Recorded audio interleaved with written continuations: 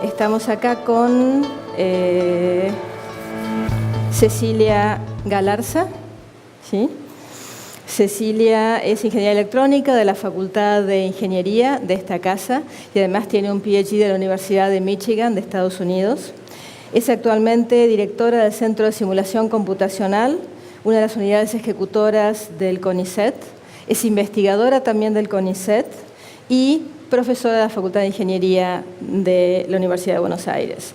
Previo a sus posiciones en el CONICET, ha trabajado en el laboratorio de Bell Labs de Lucent Technologies en Nueva Jersey y también en Voyant Technologies en Santa Clara, California. Las áreas de incumbencia de Cecilia, sus áreas de competencia, tienen que ver con la ingeniería de la información, las redes eléctricas inteligentes y las redes de sensores. Gracias, Cecilia. Seguimos con Luciana. Luciana Ferrer es investigadora adjunta en el Instituto de Ciencias de la Computación de UBA CONICET. También es ingeniera electrónica de la Universidad de Buenos Aires y completó su doctorado en ingeniería electrónica en la Universidad de Stanford, California, en 2009. El tema principal de investigación de Luciana tiene que ver con el aprendizaje de máquinas aplicado a procesamiento del habla. Tenemos a Constanza también con nosotros. Constanza es estudiante de la Facultad de Ingeniería de Buenos Aires y actualmente trabaja como Application Builder en Finnegans, una empresa de desarrollo de software local. Constanza trabaja básicamente con temas que tienen que ver con inteligencia de negocios, Big Data y seguridad informática. Y last but not least, la que les habla, mi nombre es María José Comte. Yo también, vengo de esta casa, soy licenciada en Sistemas de la Facultad de Ingeniería de Buenos Aires, Project Manager Professional, certificada por el PMI ya desde hace varios años. Trabajo en SAP, una compañía de software con base en Walldorf, Alemania, en aplicaciones de desarrollo de negocios e investigación. Y estoy a cargo del programa de SAP University Alliances y SAP NextGen Labs para Región Sur, que es Argentina, Chile y Perú. El foco de este programa, que les soy franco, me fascina, manejarlo, tiene que ver justamente con profundizar el lazo entre la comunidad académica, el cuerpo docente, los estudiantes, los investigadores y SAP a través de laboratorios de coinnovación y trabajos en conjunto. Vamos a comenzar con las preguntas. La primera, tiene que ver de alguna manera con el objeto de esta conferencia, ¿no? Sabemos que es la segunda vez que se hace este evento de Women in Data Science aquí en esta casa, en la Facultad de Ingeniería, y que el objetivo realmente es educar e impulsar con independencia del género, ¿sí? Actividades de Big Data y de Data Science, pero también realmente remarcar la importancia de la participación femenina en esta área. En el caso de Cecilia, Luciana y Constanza, ustedes vienen de ámbitos de alguna manera diferentes y están trabajando en ámbitos diferentes. La primera pregunta de alguna manera es primero, ¿qué les llevó a elegir esto? ¿Qué les llevó a llegar hasta acá? ¿Y cuál ha sido la experiencia de ustedes en el armado, en el trabajo, en equipos de trabajo multigénero, multiedad y diverso? Empezamos, Constanza, empezamos de aquí para allá. Bueno, primero que nada, buen día y agradezco a la facultad por invitarme a participar hoy acá. Y en cuanto a qué me llevó a elegir esto, yo primero arranqué estudiando otra carrera completamente diferente, que es de las ciencias comúnmente dichas blandas. Estudié ciencia política en la UBA y lo que me pasó es que empecé a ver que yo tengo una faceta mucho más práctica, que capaz ciencia política es más de lectura o mucho más teórica, y me quedaba pendiente de eso de ver, en función de resultados, lo que yo estaba estudiando. Y en paralelo yo estaba trabajando con mi papá en una empresa de sistemas y me empezó a gustar mucho ese ambiente. Vi que hay muchos jóvenes y que son gente normal, como que fuera de ese estereotipo de gente cuadrada que capaz tiene uno, y me pareció sumamente atractivo. la verdad que sí. Y lo vi como accesible, que era un ámbito que yo podía acceder. Ingeniería la elegí por una razón como muy básica que quedó muy atrás ahora, que era entender hardware. Yo quería entender cómo funcionaban las cosas, cómo funcionaba una tele, cómo funcionaba una radio, y dije, ¿quién me va a responder eso? Vamos a ingeniería electrónica. Después eso quedó en el olvido y pasé a software y a hacer cosas que no tienen nada que ver con esa primera pregunta, pero así es como terminé en eso. ¿Cómo terminé en procesamiento del habla? Fue gracias a Claudia y Patricia, que están ahí, que me invitaron a trabajar con ellos en mi proyecto de tesis de grado, y me encantó, y de ahí seguí el resto de mi carrera en esa dirección. Y la participación de las mujeres en mi carrera, digamos, desde el principio, en la carrera éramos 6% de mujeres, esa era la estadística. En realidad, en mi camada yo recuerdo 4 nada más, incluyéndome a mí. Después, cuando entré a trabajar con Claudia y Patricia, éramos mayoría de mujeres, Patricia y yo. El N es muy chiquito, no era significativo, pero éramos mayoría. Después, cuando me fui a trabajar a Estados Unidos, a esta empresa de desarrollo e investigación, SRI International, ahí era un poquito más alta la proporción, pero había varias mujeres que eran lingüistas, porque era procesamiento de habla. De computación, ingeniería, éramos 3 o 4 de unos 15, 20 hombres. Muy bajo igual. En Stanford, cuando estudié ahí, yo era, que yo recuerde, la única mujer de la camada. Wow. De doctorado. Era una camada chiquita, por ahí eran 20 o 25, pero yo era la única mujer. Y en mi grupo de estudio también. Lo mismo que acá. Yo estudié ingeniería con un grupo de hombres. Y ahora, en el Laboratorio de Inteligencia Artificial Aplicada, donde estoy, hasta hace 2 o 3 meses, era la única mujer de 15, 20 chicos, hombres, profesores, juntando todo. Y ahora tengo 2 alumnas nuevitas de doctorado, así que hemos subido la proporción, es más alta que la cantidad de alumnos en el departamento, de alumnas mujeres en el departamento de computación, que es bajísimo. En nuestro grupo ahora somos más que el promedio. Bien.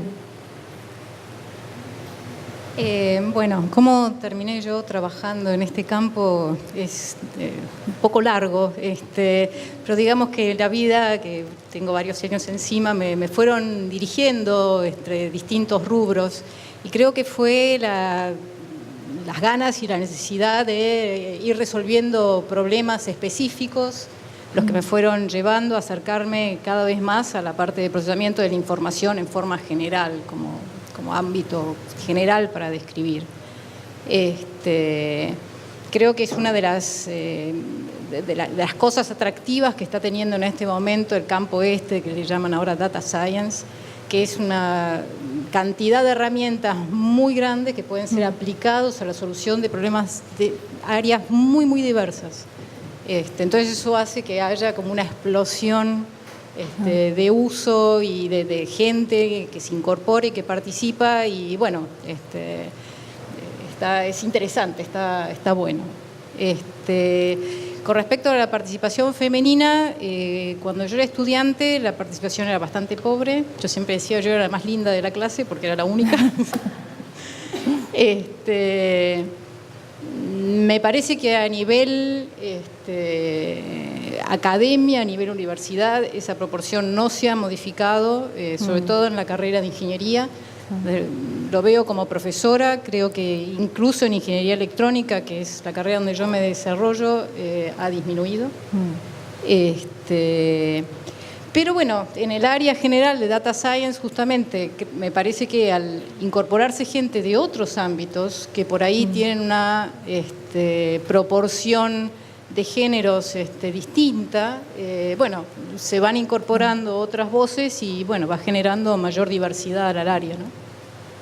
¿Puedo agregar algo en cuanto a la participación? Sí, por supuesto.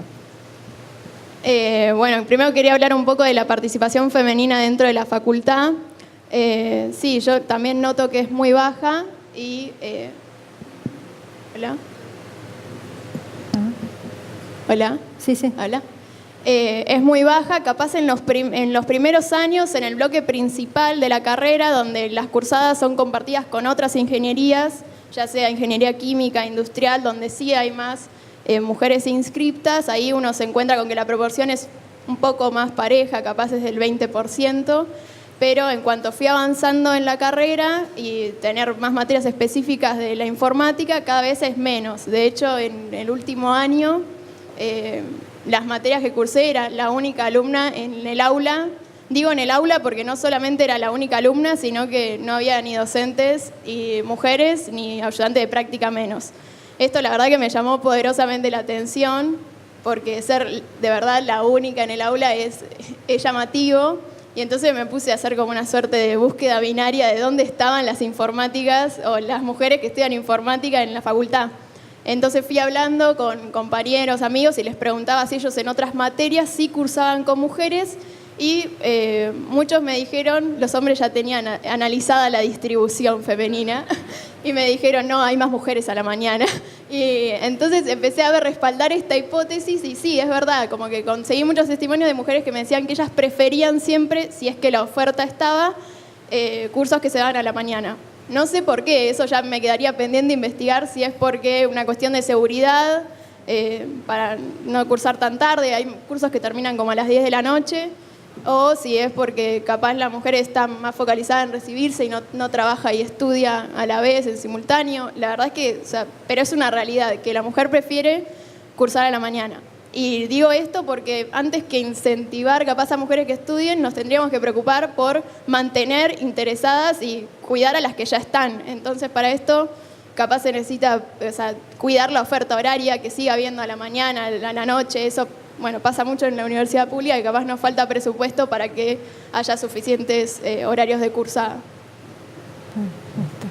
Bueno, creo que el otro tema y una de las conclusiones en el mundo que nos toca vivir es que hay una palabra clave que es diversidad, ¿no? Es decir, y que los éxitos se logran justamente uniendo esfuerzos en conjunto con independencia de género, de etario, de país, de nacionalidad y demás. Hay un tema que creo que también es muy fuerte dentro de lo que es el ámbito de la investigación, y es el tema también de diversidad en lo que hace a disciplinas, ¿sí? Y la importancia de los enfoques multidisciplinarios en los proyectos de investigación. Creo que se suma también como un componente fuerte de diversidad. ¿Es correcto? ¿Lo ven de esa manera? Sí, el tema de la interdisciplina a mí me parece que está intrínsecamente atado a ciencia de datos. O sea, es muy difícil pensar en alguien que hace ciencia de datos y nunca habló con un experto en los datos. Por ahí hay ciertos datos que se autoexplican, pero en general, cuando uno hace ciencia de datos, está trabajando en un dominio que no conoce en profundidad si uno es el ingeniero o el computador o el estadístico. Necesita el apoyo del experto en los datos, que puede ser un biólogo, puede ser un médico, puede ser un neurocientífico, puede ser cosas que requieren, disciplinas que requieren años y años de estudio, que uno no puede reemplazar eso leyéndose un librito. Lo puede intentar hacer, y lo que mejora que el que viene del lado de la ciencia de datos se empape un poquito de la disciplina correspondiente a los datos es la comunicación con el experto en los datos. Porque la complejidad en la interdisciplina yo lo veo como en la comunicación. Estamos formados de manera muy, muy distinta. Por ejemplo, un lingüista, que mi experiencia de interdisciplina es más que nada con lingüistas, y un ingeniero. Es el lenguaje común, digamos, es no encontrar común, algo. Justamente. Exactamente. Las primeras interacciones con un lingüista que por ahí nunca habló con un ingeniero, uno piensa que está hablando otro idioma, que nunca vas a poder extraer la información que necesitas y que no te está entendiendo qué es lo que vos necesitas. Y en mi experiencia, las veces que funciona la interdisciplina, que me parece esencial y que me parece que si no está, como que le falta una pata al científico de datos. Si no tenés la pata adentro de la disciplina, que no puede ser tuya, salvo que te dediques una década a estudiar medicina y después hagas ingeniería o a la inversa, es eso, primero ponerle muchas ganas a la interacción, mucha buena voluntad y tiempo. Las veces que yo he visto que funciona muy bien la interdisciplina es cuando hay un entrenamiento de ambos lados en la comunicación interdisciplinaria. Se empieza a generar un vocabulario común, pero con mucho tiempo, en mucha comunicación, no sale en la primera conversación. Es casi un como vocabulario, una manera de comunicarse que acerca a los dos. Y por ahí la manera de mejorar eso es que los dos estudien un poquito del otro. Claro. Superficialmente por ahí, pero para entender que el problema no es personal, sino de la formación de ambos. Porque Pero yo he en tu visto ámbito de discusiones influencia feas. es casi un proyecto dentro de otro proyecto, digamos. ¿Cómo? Que en tu ámbito de influencia, estudiando justamente esto, es casi un proyecto dentro de otro proyecto. Totalmente. El primero, digamos, para entender cómo te comunicas antes de trabajar específicamente con temas del habla, ¿no? Yo empecé en procesamiento de habla y cuando hice el doctorado hice varios cursos de lingüística, de fonética, Claro. que por ahí facilitaron esta comunicación con los lingüistas. No los reemplaza, porque no hay manera en que uno pueda estudiar en un año o en unos meses lo que un lingüista estudia en una carrera entera y por ahí un doctorado. Pero te acerca un poquito a poder comunicarte. Y después hice bioinformática durante unos años y lo que hice fue tragarme un manual de biología, como pude, tratando de entender lo que pude, y también eso me facilitó la comunicación con los biólogos, que fue compleja. O sea, requería mucho tiempo de conversación sacar la información que uno necesitaba. Pero es invaluable. O sea, sin eso, para mí, falta algo. No podés hacerlo óptimamente. Sí. Perfecto. Cecilia, ¿quieres agregar algo? Solamente agregaría un detalle, cuando vos decís hace falta tiempo, y sobre todo hace falta, me parece a mí, dejar caer prejuicios. Me parece que muchas veces uno enfrenta a una disciplina ya con el biólogo no sabe matemáticas. Y puede no saberla, qué sé yo, pero está aportando otra cosa. Y yo veo que los prejuicios muchas veces marcan dificultades, a veces serias, ¿no? Bueno, lo que yo agregaría es que lo que dice Silvia es verdad, que uno puede pensar que a veces la evidencia habla por sí sola, los datos hablan por sí solos, pero no es tan así. Muchas veces se necesita la visión del que conoce realmente la naturaleza de los datos, sobre todo para la elección de la muestra o el espacio muestral, porque capaz uno toma datos que no son de verdad representativos de una totalidad o que no son significativos. Y uno no puede pretender que el cientista de datos además deba ser un experto en economía, en marketing, y, si no es como que se termina recibiendo en el proceso de un montón de carreras más. Pero sí que tiene que ser una persona muy, muy versátil, para poder interpretar e interfaciar con estas otras disciplinas.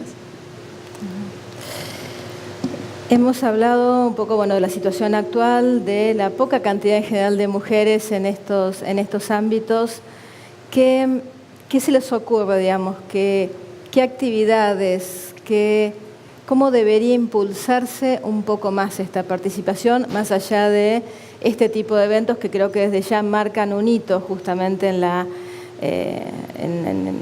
divulgación y en poner en evidencia que realmente hay un espacio, y también lo digo en mi experiencia personal, hay un espacio amplísimo e interesantísimo para que todos participemos en el ámbito de la ciencia y la investigación? ¿Qué acciones imaginan que serían importantes tomar para fomentar un poco más esa participación? A ver, si hago un poquito de historia, las herramientas que se están usando ahora, las bases para hacer data science o ciencias de datos en este momento, en realidad fueron establecidas hace mucho tiempo. Es conocimiento duro que se conocía y se venía trabajando desde hacía muchísimo tiempo. Pero claro, quedaba dentro del ámbito estricto de la ingeniería, la matemática, los expertos en computación, los físicos, ¿no? Y eran ellos los que básicamente hacían ese trabajo. La revolución que estamos viendo en este momento es que, todo ese trabajo maduró y llegó a un nivel que generó aplicaciones que son de uso por gente que no necesariamente necesita saber exactamente todas las sutilezas del código que implementa la aplicación. Entonces eso abrió el campo a un montón de otras personas. Y yo creo que al abrirlo hacia otras personas también lo abre hacia más mujeres. Entonces, parte de las acciones a tomar para que haya más mujeres trabajando en un campo como este es justamente que haya más gente en general trabajando. Por una cuestión estadística, si hay más gente, tiene que haber más mujeres. Es decir, por un lado está eso, y eso es una acción relativamente inmediata. Después, obviamente, está todo el tema formativo. Es decir, nosotros tenemos una educación no solo en la escuela, sino de toda la sociedad, que es un poco estigmatizante. Educamos a nuestros hijos con determinados patrones de género, un poco más fuertes, un poco menos fuertes, pero es imposible evitar que a una hija le regalen una Barbie. Y es imposible evitar que al hijo le regalen un camioncito. Es imposible, se los puedo asegurar. En la casa nadie regala, pero siempre el cumpleaños viene, ¿no? Y son pavadas, pero marcan. Marcan. Y bueno, no soy experta en educación, ni muchísimo menos, pero me parece que trabajar como sociedad sobre ese tipo de aspectos, o pensarlos, o discutirlos, o hablar con la hija y decirle, cuando es más grande, obviamente no a los 3 años, pero decirle, bueno, te regalaron una Barbie, está todo bárbaro, pero vos sos buena en matemática, bueno, podés seguir desarrollándote en esa área, no tenés por qué dejar de lado el área más de ciencias. Bueno, me parece que son debates sociales que por ahí nos debemos, y está bueno que se empiece a hablar de todo eso. Bien, perfecto. Para reafirmar eso que dice Cecilia, me parece que es el cambio tendría que empezar desde muy temprano en la educación. O sea, hay estudios que dicen que uno toma la decisión, aunque sea muy implícitamente en su cabeza, de qué va a hacer en el futuro muy temprano. Entre los 10, no me acuerdo exactamente, entre los 10 y los 14, una cosa así. Es ahí. Entonces ahí es donde, una vez que llegaran a los 18 y están decidiendo la carrera, ya es demasiado tarde para cambiarles o abrirles el espectro. Tiene que suceder antes. Hay que meterse en los primarios y en los secundarios. Y ya hay grupos haciéndolo, ir y dar cursitos de programación o mostrar cosas de ingeniería, generar un interés a todos, no solo a las chicas, pero que las chicas estén y que se sientan por ahí, llevar un representante femenino a estos eventos para que vean que no hay por qué no. Sí, hay bastantes cosas que se están haciendo. De hecho, digamos, a mí me toca coordinar alguna de estas con escuelas secundarias y demás, y realmente creo que el mensaje es: vamos a ver lo divertido que es el trabajo analítico, y yo creo que esa es la base, digamos. No es programación, no es tenés que aprender esto en particular, es disfrutar lo que es el trabajo analítico y disfrutar que tu cerebro funcione, digamos, descubriendo las capacidades analíticas que van a ser útiles en cualquier orden de la vida, digamos, sea en data science o en las decisiones que a todos nos tocará tomar en la vida personal. Sí. Sí, bueno, agregando a lo que dijo Cecilia de la Barbie, el camioncito, creo que sí, es una batalla cultural, seguro, a nivel cultural, pero creo que también tiene que ser política, tiene que el Estado asumir qué rol va a tomar frente a esto, que se cambien los planes de estudio, que se incluya TIC como materia curricular en edades bien tempranas. Y bueno, complementado de esta batalla cultural en parte de que erradiquemos esta imagen de que los y las informáticas son gente cuadrada, sino que gente sumamente creativa y que se necesita que sea gente versátil. Y en particular a las mujeres lo que quiero transmitir es que si queremos ser protagonistas de la historia, como venimos demostrando que queremos ser, porque se están haciendo movilizaciones no solo acá, sino en el mundo, que, bueno, entonces no podemos estar ausentes en el escenario que es la ciencia de datos porque ahí ya se está haciendo historia.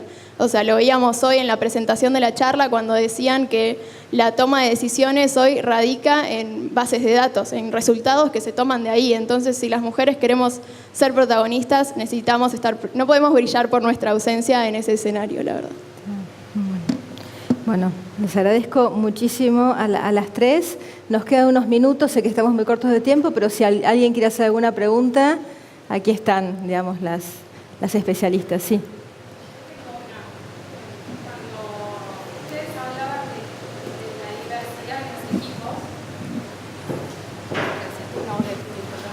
Hola. Cuando Luciana creo que hablaba de la diversidad de los equipos, ser la única mujer, y Cecilia también hablaba, ¿no? Decía, era la única. ¿Qué creen ustedes que le agrega una mujer con todas las características que tenemos, ¿no? Poder prestar atención a 72 cosas a la vez, ver 1000 variables juntas. Yo creo, mi experiencia vino un poco por ahí. ¿Qué creen ustedes que le agrega una mujer a un equipo analítico que un hombre tal vez no está tan acostumbrado a poner? A mí me cuesta pensar. Yo no siento que yo piense distinto a un hombre. Me cuesta, o sea, personalmente me cuesta ver una diferencia objetiva. La verdad es que no lo sé. Sé que hay estudios, creo que vos los mencionaste.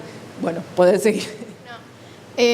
Bueno, sí. Encima, Victoria, una de las oradoras que estuvo a la mañana, dijo algo así como en su PowerPoint que decía lo que ellas ponen sobre la mesa, puso esto de que las mujeres somos más multifocales. Y creo que hay estudios en neurociencia que indican o pretenden demostrar esto de que el cerebro de la mujer tiene el hemisferio izquierdo y el derecho más interconectados.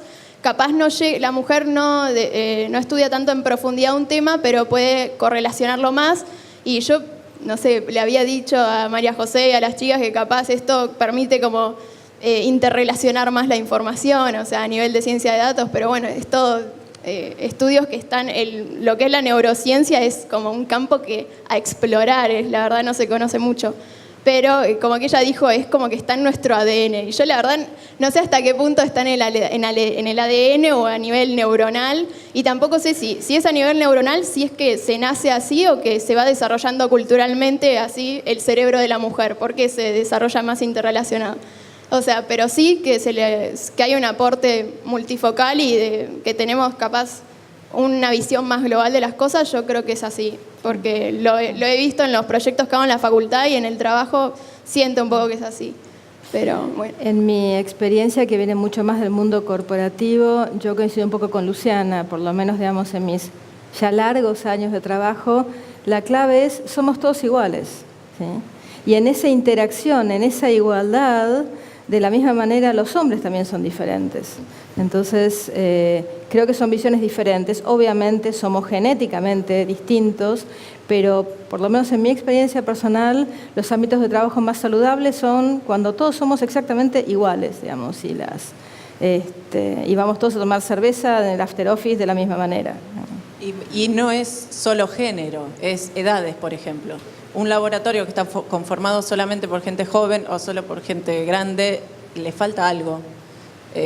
O etnias o nacionalidades. Sí. O sea, cuanto más diverso sea un grupo, más ideas, simplemente por estadística, hay más fuentes de información y más historias personales y más historias profesionales que aportan. Sí. Ahí tenés.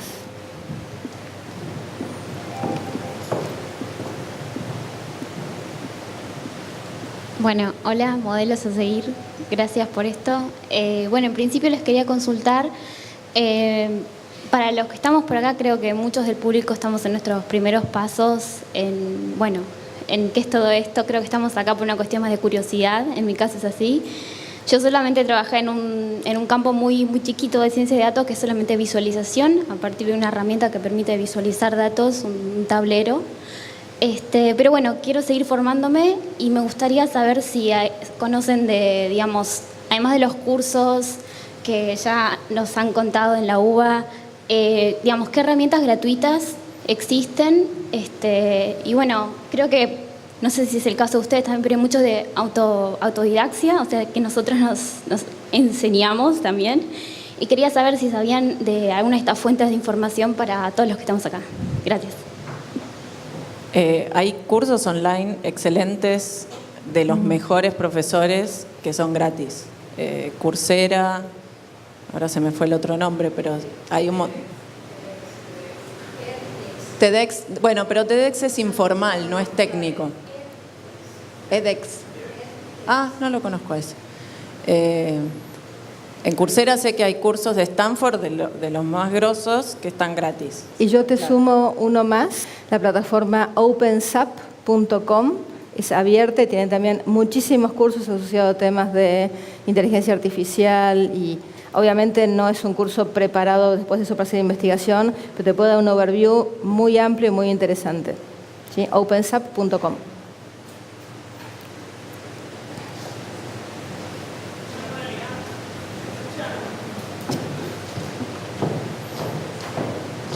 Así hago un poquito de gimnasia. Más que una pregunta, era un comentario. Yo tengo un hijo de 5 años y lo que veo es que en los dibujitos animados ahora se está viendo un poco más como el papel de la mujer. No soy muy buena por esto. Una serie que es Miles. Miles es una familia, la capitana de la nave es la mamá. Y es una familia, mamá, papá, 2 hijos, tradicional de Disney, pero bueno, la que dirige las misiones y lleva todo es la madre y la familia la sigue. Sí, yo me encanta que mi nene mire, tiene 6, que mire Miles por eso. Y para él no le llamó la atención, para nada, por suerte. No dijo, uy, eso es mujer. No. Sí. Bueno, ¿tenemos alguna pregunta? ¿Una más? Bien.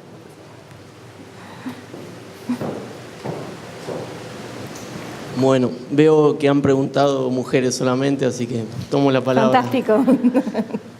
No, yo lo que quiero preguntar es un poco, solamente una parte de todo esto que es el Big Data, Data Science, en cuanto a lo que es Machine Learning, análisis predictivo, y junto con lo que se viene de robótica. Ustedes dirían, la pregunta sería individual, digamos, ¿de qué lado estarían de lo que es tecno-optimismo o tecno-pesimismo de acá al futuro, ¿no? Siendo que vivimos en un país que tenemos crecimiento poblacional, ¿no? Y hace varios años que tenemos PBI per cápita constante, ¿no? Entiendo que hay distintos estratos, que las posiciones no son fáciles de cubrir, pero bueno, la opinión de ustedes. Vaya pregunta, ¿no? Me imagino que con lo de tecno-optimismo y tecno-pesimismo te referís a porvenires oscuros o brillantes, me imagino.